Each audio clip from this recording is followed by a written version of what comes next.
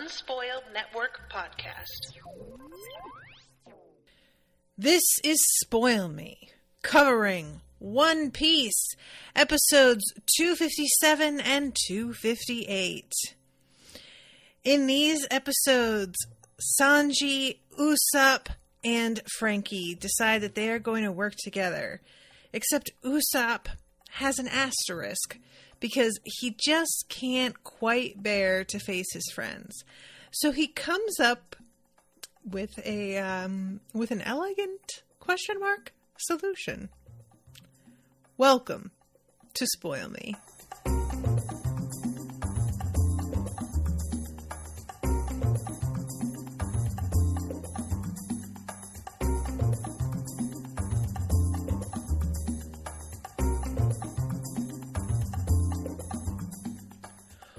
Welcome to the show, everyone. I am Natasha. Thank you very much to the One Piece crew for commissioning this episode.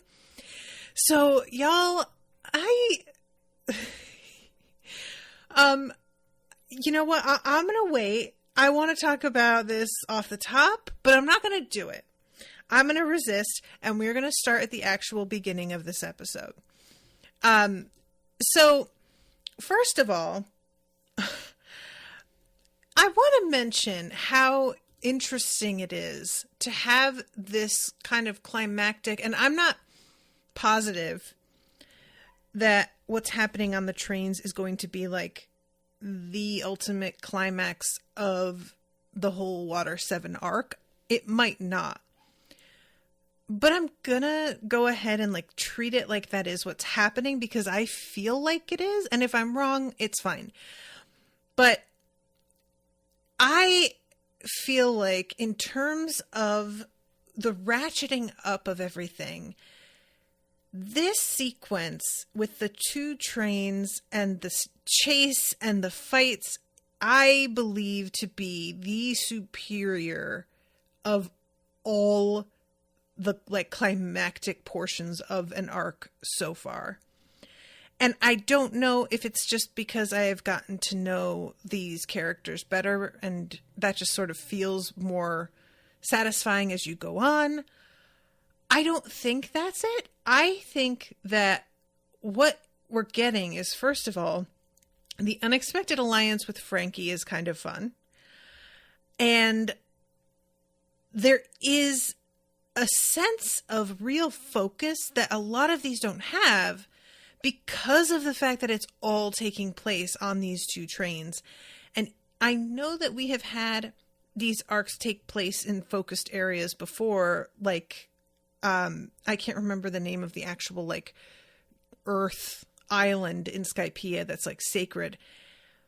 But everyone tends to be pretty spread out during these sequences so that everybody has got something to do, because there really is this like kind of trap you fall into where if you have your fighters dealing with stuff, then the people who tend to not really be big fighters are left standing there. Either you've got to find something in the wings for them to do, or they have to be completely separated out of the equation and kind of put somewhere else or whatever.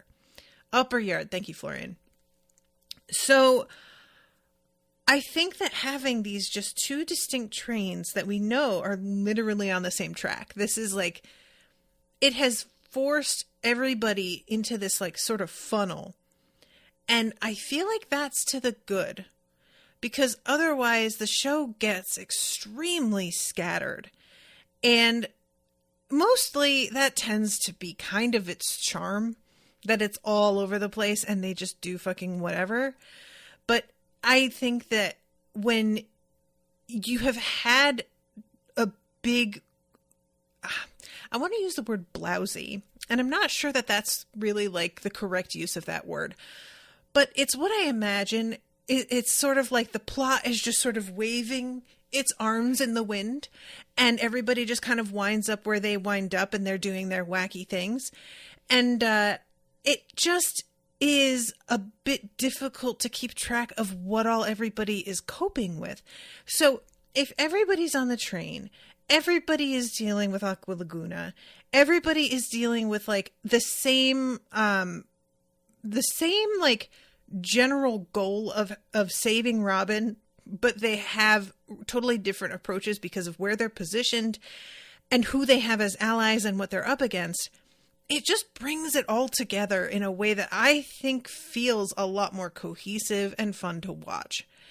And I'm personally hoping that this is actually the like climax of Water 7, because I don't know that you're going to be able to do something bigger than this later and it feel this like focused, you know. I like this. So we start this one off with the approach of the biggest wave so far. And what's sort of interesting about this is that the wave apparently is like frozen in place. Like there's a sense of we're coming at the wave. The wave is not coming at us. And it reminded me a lot. I have recently, because of like, you know, being very stressed and everything with these puppies that I adopted, I've been re-listening to books that are sort of comfort food. And one of the ones I was re-listening to was some of the Narnia books, and Prince Caspian and the Voyage of the Dawn Treader. Eventually, spoilers, they get to the end of the world and there's like a wall that is essentially a permanent wave upward. And their boat just gets like drawn up on it and carried over the top. And this reminded me of that a lot. And like, if they were in a boat, I don't feel like this would be as big a problem because I assume they would be caught on it and brought over the top.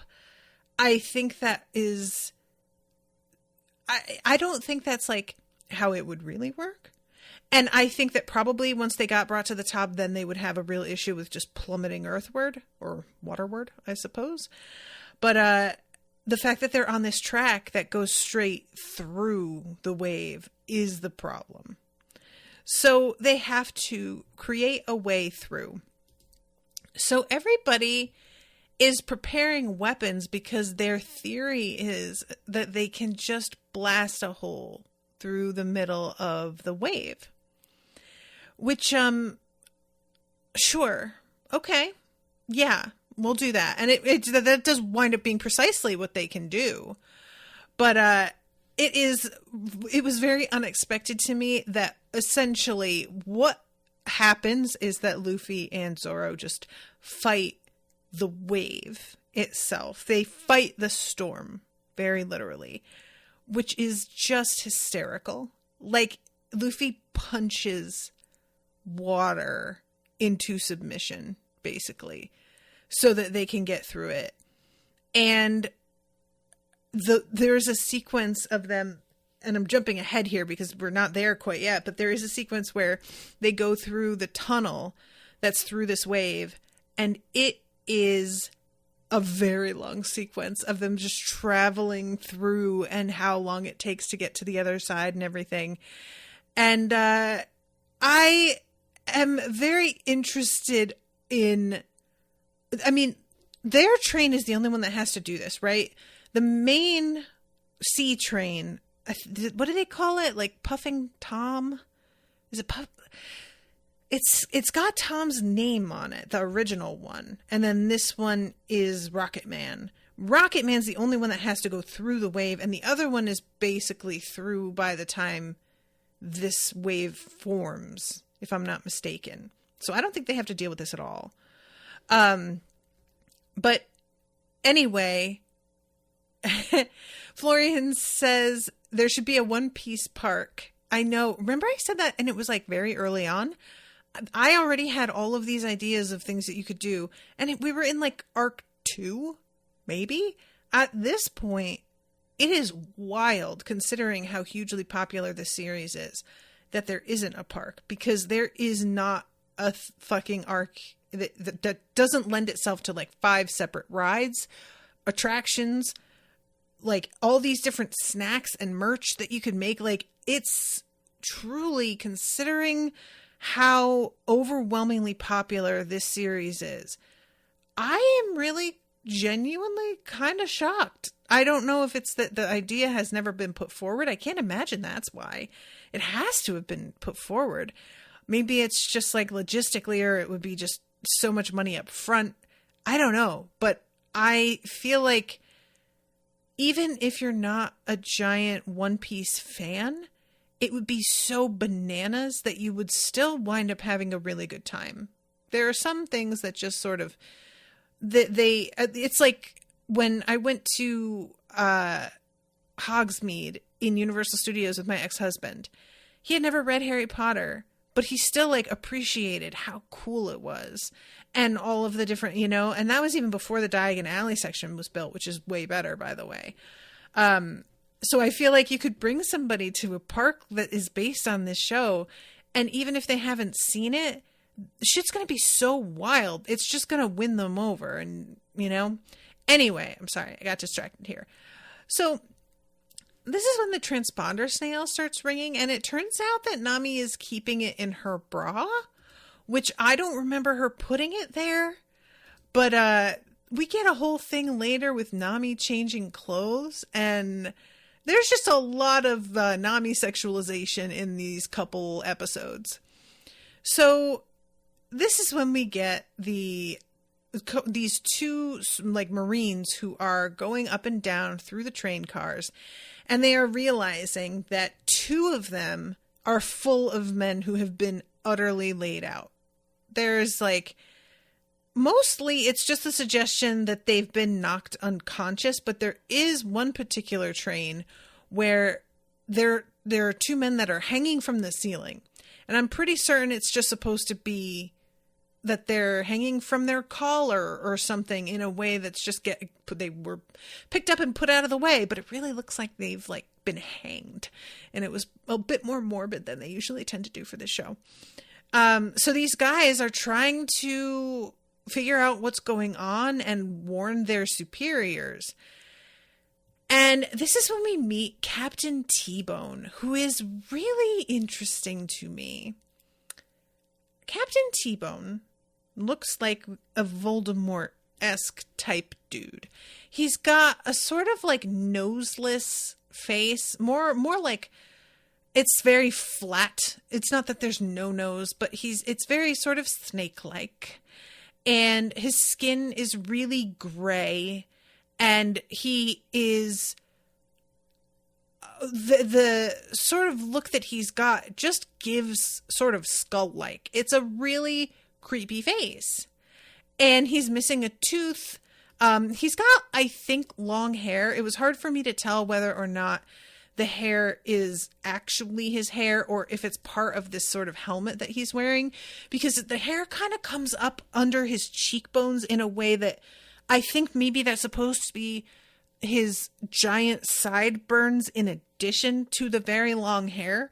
But it's hard for me to tell because you don't get a lot of like movement from him to, sort of blow the hair back and see like the shape of his jaw and everything. But overall, he has got an extremely intimidating look, which makes his character even funnier because it turns out that he is just like a real nice guy. He just wants to help everybody all the time and wants to do the right thing. And there's one dude who's got like a bruise on his arm. And when T-Bone asks him, how did you get that? Like, I think he says something like that wound. Like he calls it something a little bit more than what it is. And the guy says, oh, there was a bug bite. And when I scratched it, it started bleeding.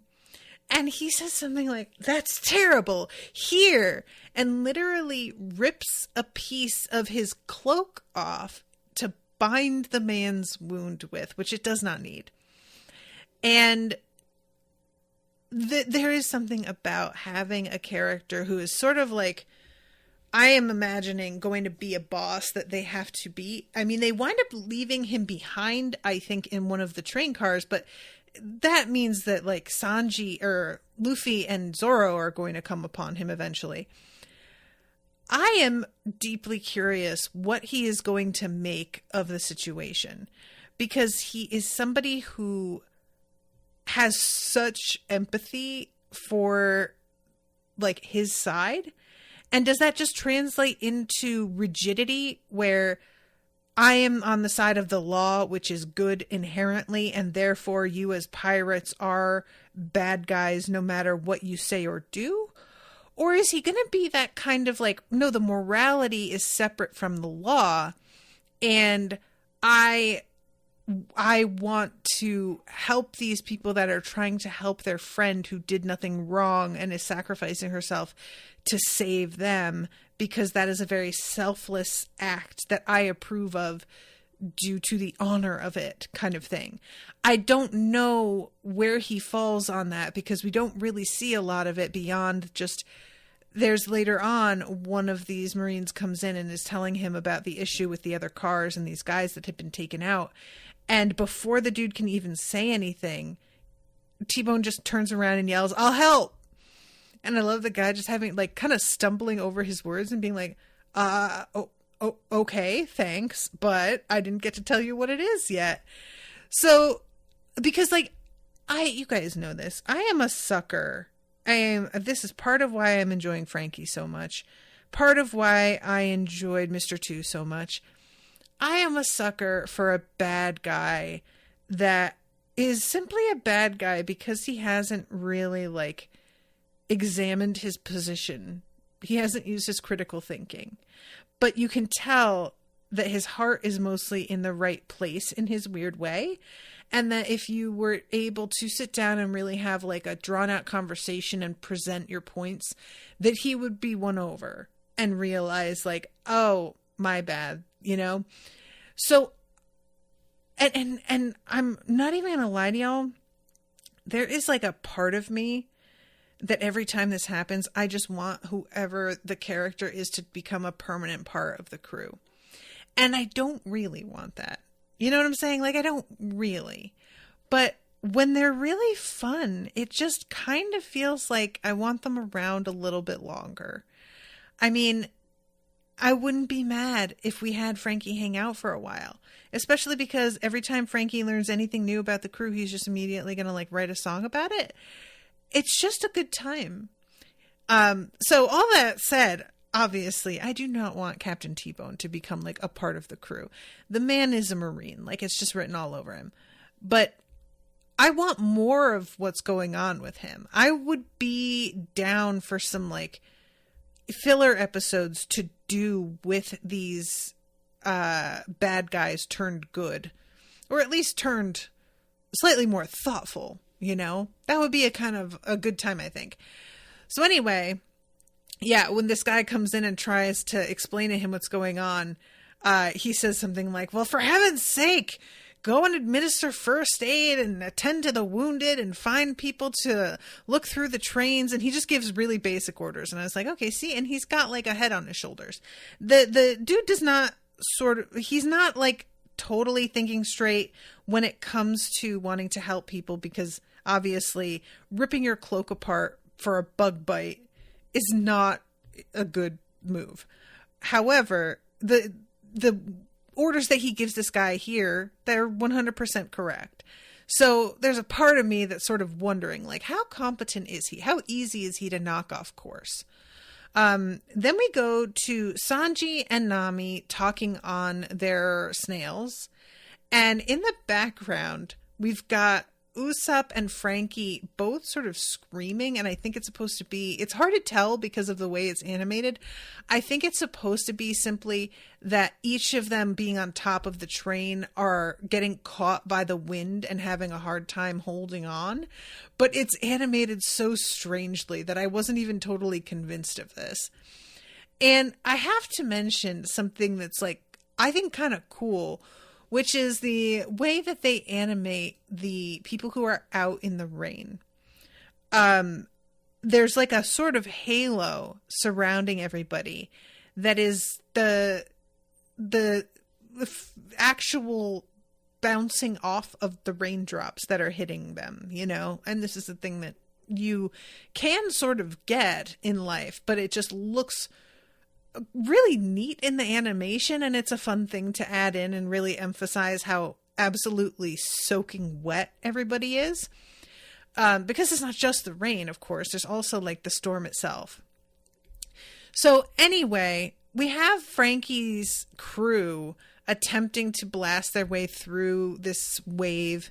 It is not working. Their cannons are not up for it. And they are like essentially just taking the position of, well, look, we're going to die anyway. So just keep firing at it and let's hope for the best. But then we go to Luffy and Zoro. And at one point, Zoro just says Luffy's name. He's just like, Luffy. And Luffy says something like, I know what you're going to say, Zoro. This wave. And he says something like, it's not this, but it's something like this wave needs to be taught a lesson, which the way it's worded really makes it sound like the wave is an actual person, and the problem that they have with the wave isn't that it exists. It's that the wave has an attitude problem, or is just being really rude, and that they need to hit it to get it to change its ways. Instead of it just being like, we need to find a way through, he's made it sort of personal, which I just find really amusing. I don't have a problem with that at all. I just think it's a weird choice, but it makes sense to me that Luffy would sort of personify an object that's in his way and make it into what feels like a living enemy, you know? So anyway, that's going on with them. And like, while Nami is trying to talk to Sanji, the Kid Chimney and Chopper are in the background just running back and forth and screaming because Kokoro said something about how they might die if they hit this thing. And I appreciated Kokoro being like, I told you guys there was no guarantee, because everybody's like acting all surprised that they might be about to die. And I am like, yeah, she did. She told you several times. Let's see. Let's go, Zoro. What is it he says? I'm trying to find the exact quote. Oh no, in the dub, because in the subtitles here, Zoro says Luffy, and Luffy just says, yeah, let's go, Zoro. But in the dub, he says something further, and I just can't remember exactly what it is. So it's definitely a completely different vibe, I think, in the dub. But anyway, they do manage to punch a hole through. It takes a lot. And the Rocket Man sails through, and everybody is tossed all over the fucking place. Like, it is really quite something. And Sanji is still on the call with Nami after they like manage this. And she explains to Sanji about what was going on with Robin and why she did what she did, the fact that she is sacrificing herself on their behalf. And I appreciated that Sanji is like, look, I was going to save Robin anyway. Like, I didn't need this to motivate me to do it. But I will admit that it does make me want to try even harder. And Zoro is listening in on this call and says something about how there's no way that Sanji's going to be able to like handle all these guys on his own, that he should really wait for them to get there. And I liked that Luffy just straight up asks Zoro, sir, if I told you to wait, would you? I don't think you would. I think that you would do whatever the fuck you felt like doing. And Zoro can't argue with him at all. And Sanji appreciates being seen and is like, yes, you read me like a book. I am indeed going to do whatever I feel like doing. I just really enjoy when Luffy says that, and it goes to Sanji's face, and he has that like that animation going on where his eyes are in complete shadow, and you just see the like smile and the cigarette, and it was genuinely like a, uh-oh, shit's about to pop off kind of smile. Like, sometimes that kind of thing feels a little bit forced, like you're trying to make somebody badass. But because we like know Sanji can back it up, and we know how pleased he is by Luffy's like instruction here, it really felt like a nice moment of, yes, thank you. That is exactly what's going to happen either way. So, okay. And I also just, the moment when he says to Zoro, he calls him Mosshead, as he is wont to do. And he says something like, but it's really nice that you're so worried about me. And when he says that in the dub, Zoro just yells back, I hope they kill you. I don't know why that was so funny, because I think that the sub said something like, I hope you die, but I hope they kill you is for some reason like way funnier to me. And especially the way he delivered the line, that cracked me up. The two of them back and forth forever. I am all about it. So, okay, trying to refocus here, because this is towards the end of the episode. We have another mention of, the fact that Rocket Man is going too fast to stop, which I feel like Luffy keeps forgetting. He says something at one point about, like, can we go any faster? And I'm like, sir, he's already told you that shit is at one speed. And once you get it, there's no slowing down. There's no stopping. There's nothing. So we go back to Sanji, Usopp, and Tony.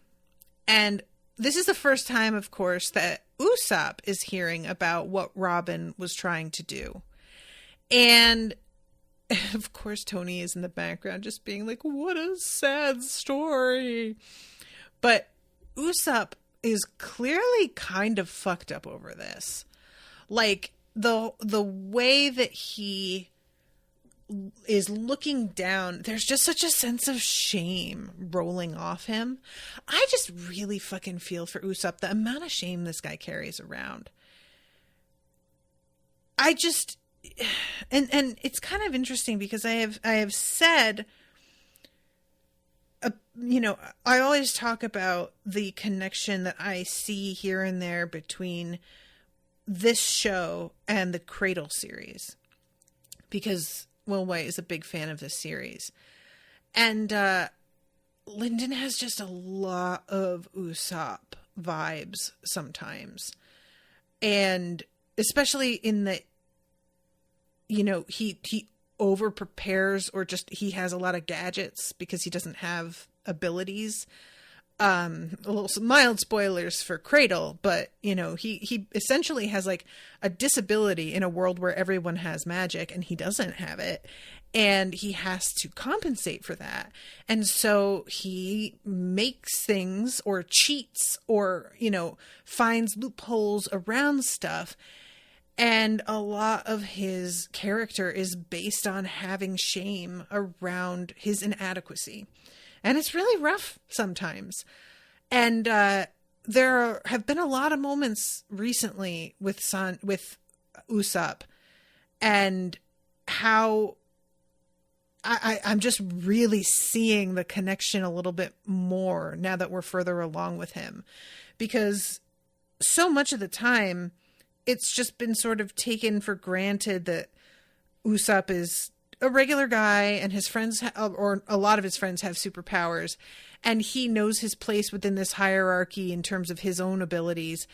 But I appreciate the show really zeroing in on a genuine feeling of, why would you guys even want me along? I can't even like hold my weight, you know, I can't, pull my weight is the word I want. And just a real feeling of total awareness, in fact, that he doesn't have the abilities that some of his friends have. It would be very easy for them to just dance around that or not acknowledge it at all. And Usopp to just be the guy who's got, you know, little tricks up his sleeve and contraptions that he has made and gadgets, and be very content with that as his lot. But I think it's a lot more realistic for him to stop and kind of be like, yeah, and what happens when those things don't work? What happens when I run out of them? Or I don't have the means to make any at all in the first place, or I get jumped and I'm not prepared to use them. Like, all of these things are what we see happen to him. So anyway, this moment here of him realizing what Robin is giving up and the fact that he isn't like, he didn't know that she would give a shit that much.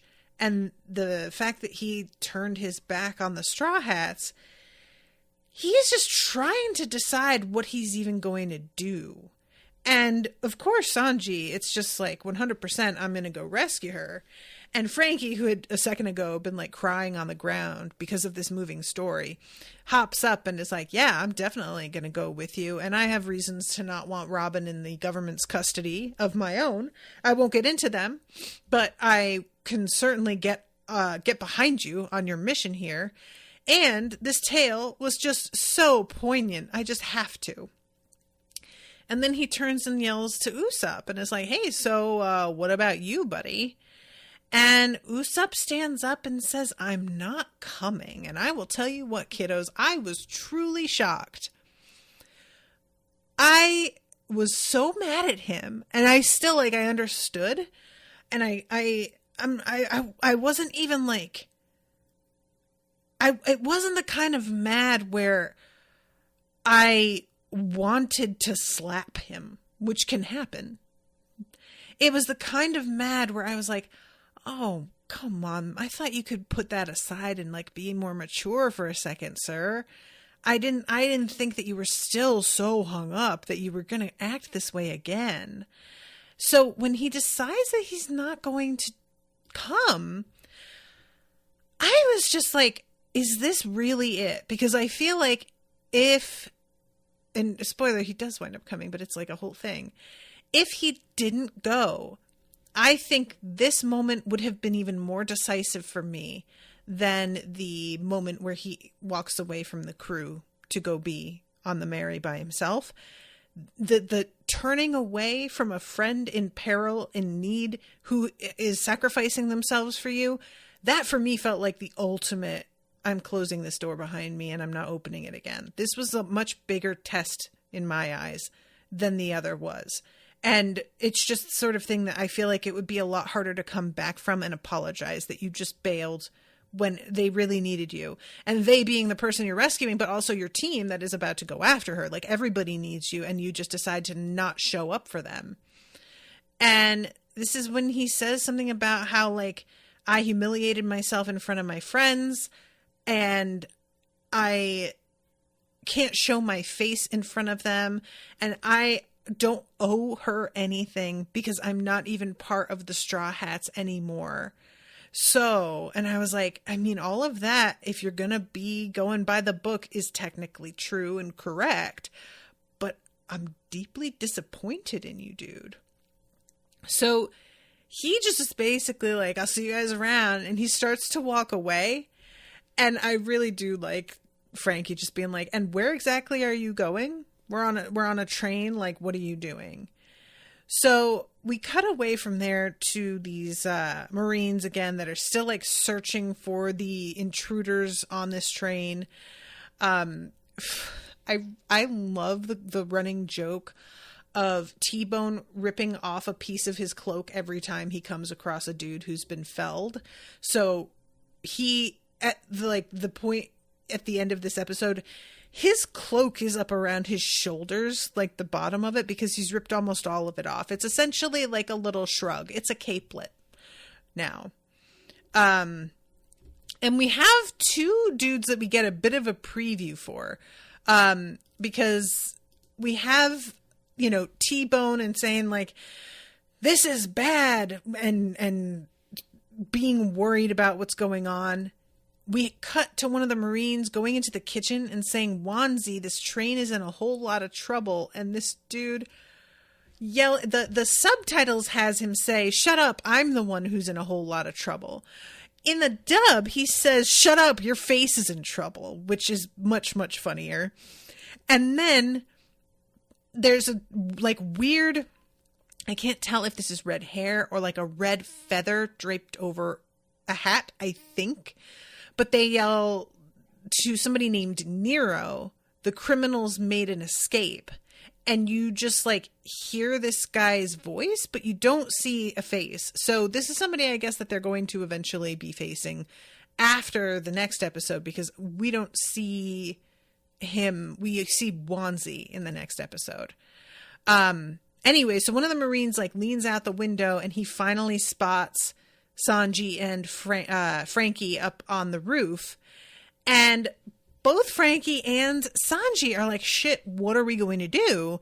And out of nowhere, this guy gets hit by something in the side of the head and he goes flying back into the water and drowns, I guess, which is pretty rough. And both Sanji and Frankie turn and they say, "Who's there?" And it's this like silhouette with a totally different voice saying, "It's okay, I'm a friend. Usopp told me everything." The voice, though, it's so good. I love it so much. It's so dumb. So I keep meaning to reply to this email and I still haven't. Kim, if you're listening, I'm so sorry. A listener named Kim messaged me a couple weeks ago now, before the puppies. Everything is like before puppy and after puppy, BP and AP. And anything that happened right before puppy is still not dealt with, essentially, in my life, because everything has been delayed. But Kim asked me if I would consider doing a whole Spoil Me episode of just me reading stuff in the voice of like a 20s announcer, because I did that on some episode that she was listening to of something else, and she found it so funny that she was like, "I would literally pay you for half an hour of you just talking like this." And I didn't know what to say. I didn't know, like, how would I do that? What would I read? Are you sure it would still be funny for half an hour? But there is, this voice kind of has like, it's not exactly a 20s announcer voice, but there is something about it that feels like maybe you could say like a 1940s hero in like a black and white TV show kind of thing. I don't know, because they say his name in the dub a bunch of times and it doesn't mean anything to me. It sounds like when they sing the song, it's talking about how he's like a good sniper, but it doesn't sound like they're saying Snipe King in the dub. And I like, yeah, so Seraphim is in the chat saying Sogeking has arrived, bask in his glory.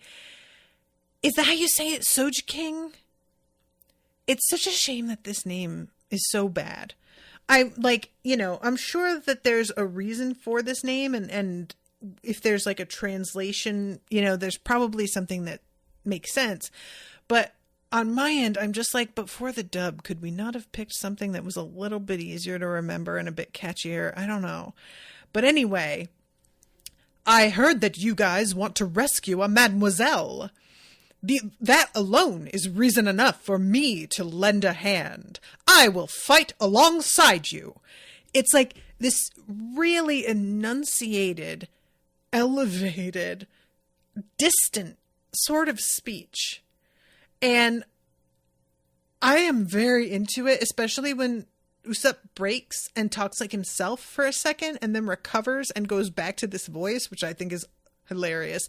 Anytime anybody breaks in anything, that's like one of my favorites, you know.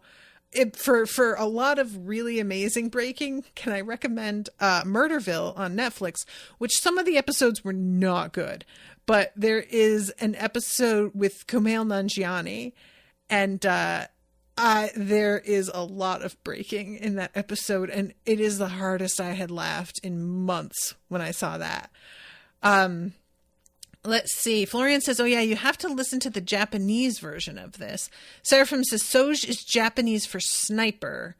Florian says, Sogeking. So Soji, it's the two syllables distinctly. And yeah, so like, why wouldn't they just translate it to Sniper King in English? I mean, not that you have to, but you know what I'm saying? Like, it just doesn't, for me anyway. Maybe other people just, it's no problem. There's no issue with it. But I think what it is for me is the show is kind of inconsistent about what it decides to translate in the dub and what it doesn't. So I get a little, Gus says Sogeking. Oh, okay. I'm doing it the wrong way. Sogeking. Not the gays, says Florian. So gay. I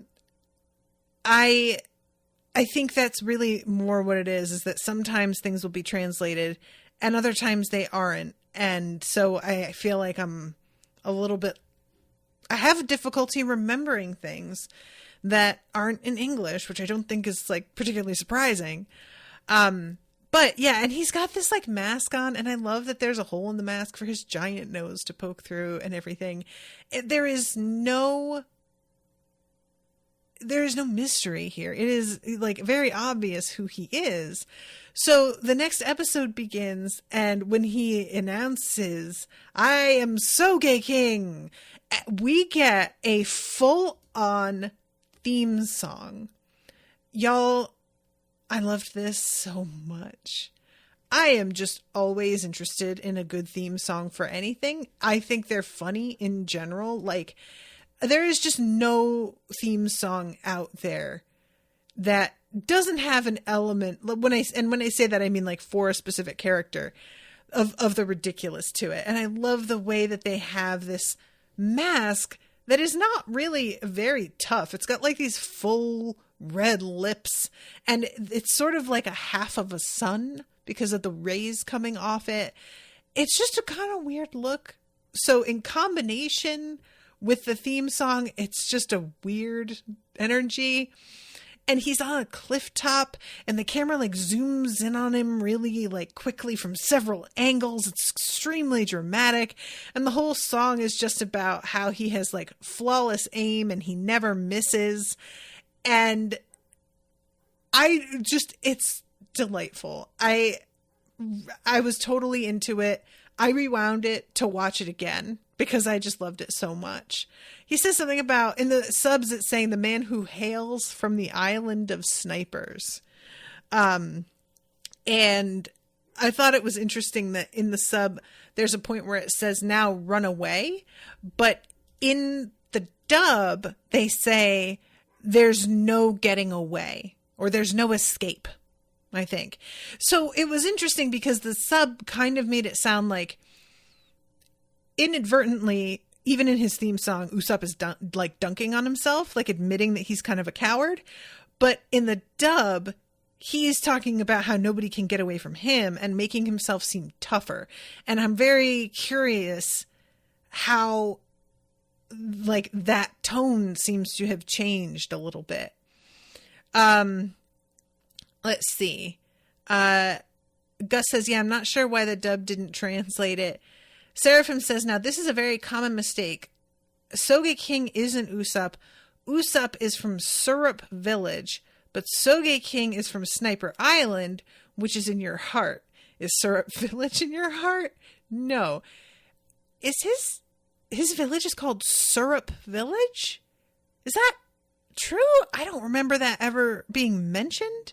And I feel like I really would have remembered that because Syrup Village just sounds awesome. There are just some place names that are going to stick with you, and naming something Syrup Village. I mean, I just can't dislike that. That's just gold. Oh, you got me wanting waffles now, Seraphim. I am the most suggestible person when it comes to food. It's really pathetic. You could just be next to me and just say Dorito, and I'm just like fucking gone for the next half hour thinking about how bad I want Doritos. Like, it's just no effort whatsoever. This is why advertising works so well on me. You know, those like previews in the movies where they have no music, just the sound of somebody cracking open a bottle of Coke and pouring it over the ice cubes and the fizzing sound. I always already have my Coke Zero when I see that preview, but I always wish I could get up and get another Coke Zero because it's just that effective. I am very pitiful. Seraphim says, and yes, this is a running meme / gag in the fandom to be very, very assertive in playing along that Sogeking is his own character. I like it. I'm 100% here for it. Florian says, yes, Syrup Village. God, I don't remember that. I'm like sad that I don't remember that. I love it. Anyway, so yeah, this whole thing, it's quite a performance. And we come back to reality with Sanji and Frankie just staring at him, dead still. And Frankie is genuinely like, dude, what the fuck? And Sanji tells him, man, just play along, okay? I love this. Sanji is super sympathetic, and it's just, man, look, he has his pride. He's really ashamed of the way things went. He doesn't want to show his face to his friends. This is the way he's coping with it. Just let him do it. And I was like, look at you, Sanji. I just really liked this. He doesn't mock him. I feel like if this were Zoro, it would not have worked. It would have been like Zoro ripping the mask off him. Maybe not that dramatic, but Zoro would just be like, oh my God. And I really appreciate Sanji just understanding implicitly. He's fucked up over what happened and he needs something to sort of distance himself from it. I get it,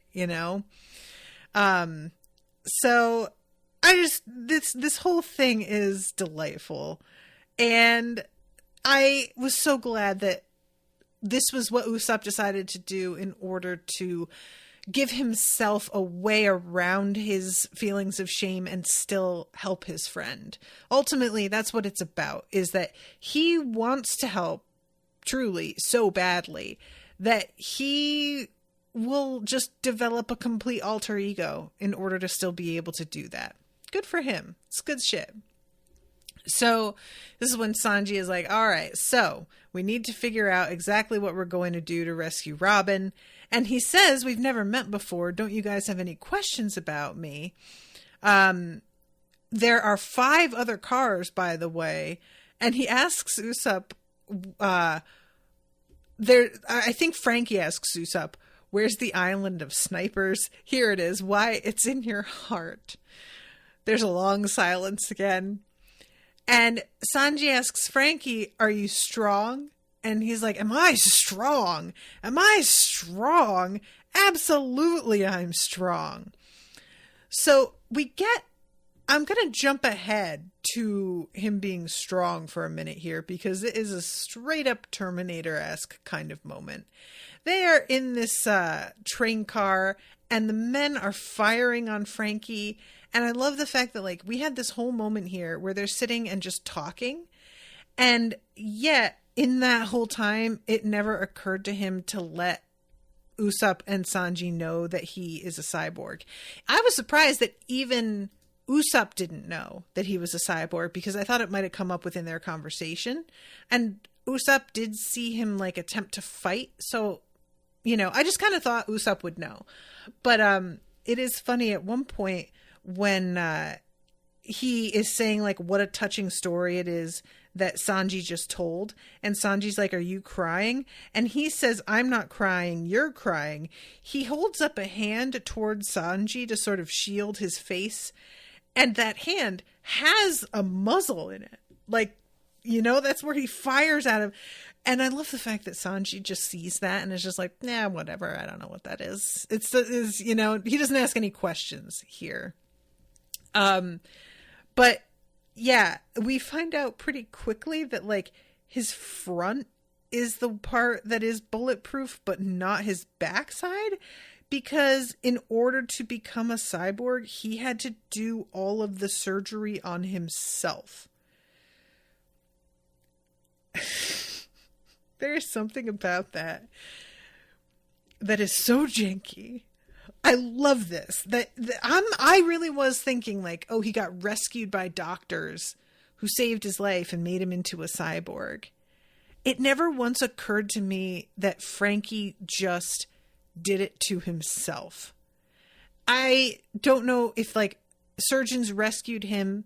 He had a lot of disabilities and he decided to create things to make up for those disabilities. And that is how he made the surgery on himself. But either way, the fact that he has a whole Achilles back. It's not even Achilles heel. First of all, I appreciate that weakness. You need to have that in there for any tension. But the reason for it is truly hilarious. And I really enjoyed this a lot. So then we go to this scene.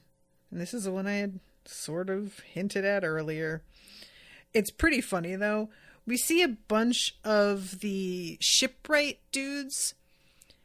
And they are in like almost in silhouette. You can still see features. It's not total silhouette, but there's a really bright light behind them and a sense of total shock to all their faces. And it almost looks like they're really afraid and they're all like sweating. And then all of a sudden we just see Nami's miniskirt, which is like fluttering. And you realize that she is fastening it. And then you see her putting her like little vest top on. And it's very clear that she has no top, no bra, nothing. She was just Starkers right there in front of these guys. And she puts this outfit on and she says, okay, now I'm ready for battle. And I was like, really? Now? In a tiny pleated miniskirt, this weird like sweater, it looks like a sweat. I don't even know what's going on. Then like a denim jacket. Like, what about what? This is nothing, girl. And she looks over and all these dudes have their nosebleeds because this is evidently a thing, which is so weird to me still, but okay. And of course, we have to have this long sequence of Polly freaking out over the fact that she is a shameless girl. All of these guys saying shame is overrated as they like collapse. And then he begins to yell at the other two squarehead girls as well, that they need to cover up their belly, cover up their legs, to which they retort basically that he is just too shy, basically calling him a prude in response. But then we have the unfortunate moment of Kokoro being like, if you guys want, I can strip naked too. And all the dudes just being like, anything but that. And I was like, ugh, God, can't even like enjoy this moment. Can't even, it's not even like, just, ugh, hate it. Anyway, so I just had to talk about that though, because I did enjoy the fact that you see these dudes with this moment of shock and awe is really the only way for me to describe it. And you really think that this is going to be in the face of an enemy or maybe admiration of Luffy and Zoro or something. And then no, it's just the fact that she was naked for a second. Makes sense, honestly. So we have this like talk that happens amongst all of the CP9 guys. And what is this dude's name again? Is it Corgi? It's Corgi, right? I feel like I remember that because it just felt like it did not suit him at all. But they're talking about the fact that if there's like an intruder on the train, that this is actually really embarrassing and they need to do something about it right away. But they also like just can't get off the train. So they are going to have to figure out how to cope with this. Just go and look for them. We don't see them at all by the end of this episode. So we're still dealing with some of the other bosses, so to speak, mini bosses on the other cars. So, all right, let's see. They're actually cutting open like the cushions on the train and stuff looking for guys. And I'm like, yo, what are you doing? Why did you think anybody there's nobody there? But what they have done, Sanji and Sogeking and Frankie, they have lured all of these dudes into the final train car. And I appreciated that T-Bone figures this out. Because for a minute, he's just kind of like, wait, what's going on? And then all of a sudden, he's like, oh, you guys, we got to get out of here. This is a whole trap. But by the time he realizes that, it's too late. And he had cut open by the way, a big like square in the back of this last train car, because evidently that's part of his like crazy power, is being able to use his sword in this way that's very, very dramatic, and it feels like kind of low effort but high reward on his part. So yeah, he's realizing what's going on, because when he looks up over the roof, he sees Sanji drop down between the cars. So I think he's realizing that what Sanji is doing is messing with the connection to their train car. And I think it's like Frankie who asks Sanji, well, what are they going to do when, because Luffy and crew are on the same track. So what are they going to do when they come upon these dudes? And essentially, Sanji is just like, whatever, they'll figure it out. Which, I mean, that really is kind of the only answer to that question. So then we have the fight sequence and inside the car, and this ends with, Frankie being like nailed by a ton of gunfire and it having absolutely no effect. Meanwhile, he literally yanks an entire train bench up off of the ground, off of the like floor, and chucks it at these guys. I love these dudes just literally standing and watching him do it. I'm like, sirs, you just fired like 12 rounds at this dude. They did absolutely nothing. And he is yanking an object that is bolted to the floor up with his bare hands. And you are just going to fucking watch and not like get the hell out of Dodge? Get out of there. What are you doing? So anyway, next train they go through. Oh my God. I almost forgot. I can't believe I almost forgot this. In the explanation of the fact that he is a cyborg, he shows them about how he's got a little mini fridge in his stomach, which is where he keeps his cola cold, which led to a very adorable moment of Sanji just being like, oh my God, that's really convenient. And Usopp being like, that must be really helpful in the summer. And then finally Sanji just being like, wait, okay. No, the refrigerator thing, that is very, very neat, but we don't have time for that right now. And I just loved this whole bit of them getting sidetracked over something that is not important at the moment, but is genuinely like just very cool. That feels extremely human to me. I can't believe I almost forgot that, because that was delightful. So they go into the next car, and this was my very favorite, because the introduction to this fucking dude who, I think that I have mentioned various characters feeling a little bit like Amadeus from the titular movie Amadeus. But this dude's laugh and his hair and everything definitely has this vibe yet again. And he is extremely tiresome. And he says something about how I'm Wanzi, it's a mad, mad world, and I'm a mad, mad Wanzi. And he's on this like scooter or this cart and is sort of riding up like around the walls and up on the ceiling. And I think it's supposed to be intimidating, but they just seem really nonplussed and like, really? Now we have to deal with this guy? And he asks if they're hungry. And he's like, it's very important that you understand that the nose hairs inside my nose are reticulated, which means that they look like fishnet pantyhose. And then keep that in mind. And he grabs some flour, puts it in his mouth, kneads it up in his saliva, squeezes the resultant dough out through his nose, and because of the nose hairs, it gets separated into individual noodles, and he catches it in a bowl and pours some like sauce on it and is like, here you guys go.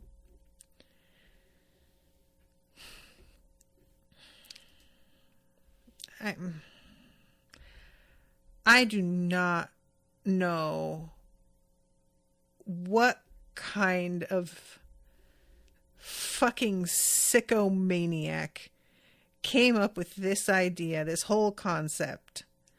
But let me tell you, I want no part of it. I hated every second of this weird little man. Despised. Truly.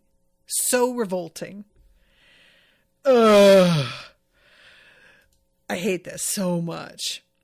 And finally, they each like try to sort of take their, begin their fight with him. But Sanji is the one that's really going to go for it. And he says something about how if you want to pass through this car, you've got to defeat me first, in a very video game-esque sort of moment. And he is able to dodge their attacks with the same expression on his face, as if he is unmoved by what's happening. But each time that they mention how he doesn't even seem to care that they're attacking him, he replies about how he really thought just now that he was about to die. So, like, he is genuinely alarmed, but he isn't showing it on his face at all. Which, I feel like makes him somehow more annoying. You know what I mean? Like, I don't know. I love when Usopp says something. He's like, well, why don't you just let us get past you? And he's like, why don't you just let us get past you? And Usopp is genuinely livid that this man is mocking him in this way. And he's like, in the dub, he says something like, what did you think of my impersonation of you? Was it dumb enough? Pretty good line, actually. So yeah, he gets some shots fired at him by Frankie. Sanji tries to kick him and he manages to dodge all of that. And yet he is expressing some fear in response to all of this. And finally, the episode ends with Sanji just telling Usopp and Frankie, all right, guys, this dude is mine. Y'all move on to the next car and I am going to handle this motherfucker. And that is the end of the episode. So I am honestly really hoping that Sanji can take this guy out in that one episode, because I can't take this dude. Oh my God, he's so annoying. I hate him. It's just like, there is something about him that I feel like there have been other bad guys that I've disliked right away, bad guys that I thought were particularly grating right away, or bad because they were like boring. Don Krieg is always going to be number one worst out of everybody. But this guy, he feels like when you're at your friend's house and you guys have the movie that you wanted to rent and you have the snacks you want to eat and everything is all set up and you feel pretty good about where the night's going. And then their little brother comes in and he is like fucking hyped up on sugar that he got from somewhere. And he was supposed to have karate tonight, but he didn't go. So he's got too much energy and he is completely ruining the entire vibe and all of the chillness. And you had been in a good mood, feeling optimistic, and now you are ready to like commit murder and bury this kid in the backyard if he doesn't shut the fuck up. Like, that's the energy of this dude, is very annoying little brother. And I just don't see it for him. So I want this taken care of quickly, please. That's all I'm saying for that. So, all right, I have to wrap this up, but thank you guys so much for coming and hanging out with me. Appreciate y'all a lot. And I will be seeing you, I think, on Thursday is the next one. So until then, toodaloo, motherfuckers.